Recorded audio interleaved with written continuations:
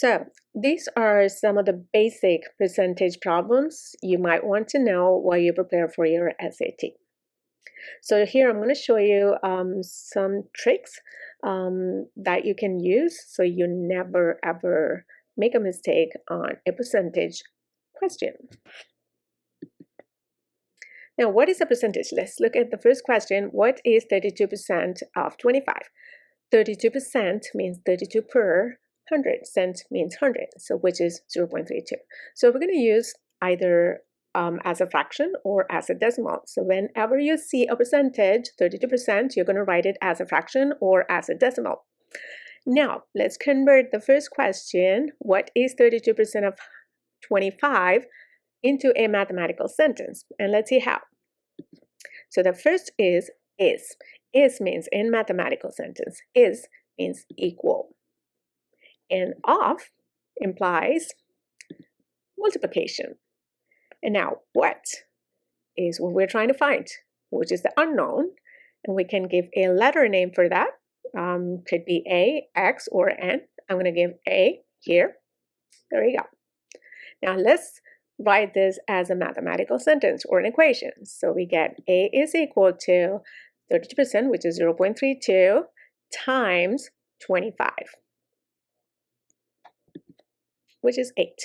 So you can use your calculator and find this in like a second. Now, if you don't want to use your calculator, then you write the 0.32 as a fraction, 32 over 100. So you write 25 times 32 over 100, and 25 over 100, which is 1/4. So 32 over 4, which is also 8. Now let's look at the second question. We use the same strategy, okay? So 35 is 28% of what number? So again, is implies equal, and of implies multiplication. And what number? It's our unknown, so we give that a letter name, A. Now let's write this as a mathematical sentence, which is 35 equals 28% as a decimal is 0.28 times A. Now you solve for A, so you divide both sides by 0.28. You get A is equal to 35 divided by 0.28, which is 125.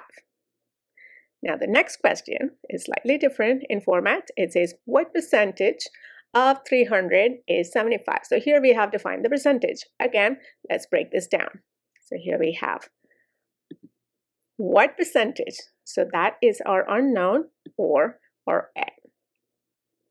Of is multiplication, and is means equal. Let's write this as a mathematical sentence. A times 300 equal to 75.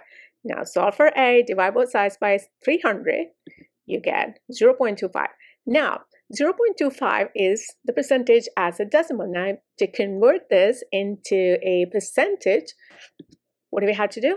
Just multiply by 100 or move the decimal 2 place values to the right. So we get 25%.